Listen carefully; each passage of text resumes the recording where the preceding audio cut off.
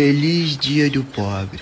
Se você já cortou uma calça para fazer um short, já apertou o tubo de pasta de dente, já consertou a havaiana com prego, já aproveitou uma roupa de algum parente, você já lambeu a tampa do Danone, já passou 2 na roleta do ônibus, usa garrafa PET para colocar água, usa sacola de mercado para colocar lixo, guarda potinhos de margarina.